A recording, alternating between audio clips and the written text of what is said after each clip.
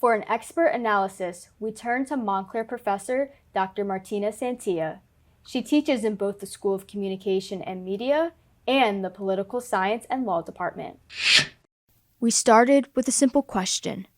What happened Tuesday night? So we were expecting Tuesday night to be a very long night. We were thinking that it would probably take a couple of days to really count all the votes and to really make sure that we had called the right winner. But that was not a scenario that we witnessed on Tuesday night. We totally underestimated Donald Trump's support and overestimated Kamala Harris's support. What made this election unlike any that we've seen in the past?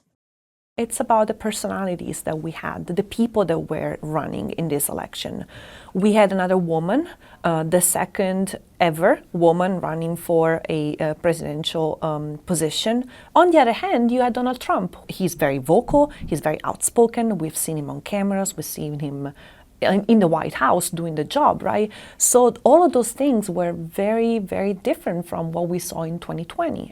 Definitely. I want to touch back on what you mentioned about Vice President Harris, her gender playing a role in this election. How do you think that all played into the results from Tuesday night?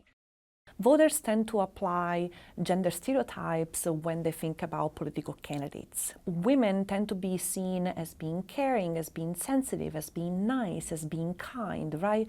On the other hand, male candidates are seen as fit for the job because male candidates have those characteristics that voters are looking for. In the short amount of time that Vice President Harris had, she ran a campaign unlike we've seen before. What made her campaign so unique? I think she did want to embrace the Gen Z generation. But we saw on Tuesday night that the age group between 18 and 35 actually turned out in very big numbers for Donald Trump. We've seen Trump campaigning since he was in the White House before then. He's been on the campaign trail for 9 years now. He's been on TV even before then, so he had that advantage. Kamala Harris didn't. Finally, we asked Dr. Santia advice for those who felt shaken by Donald Trump's victory.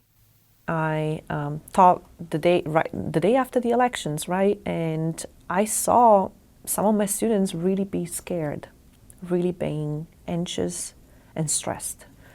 And I reminded them that America is a very resilient country. So there's lots of hopes for the future. I don't believe that everything will be dark in coming January. And let's just hope for the best. Thank you again, Dr. Santia.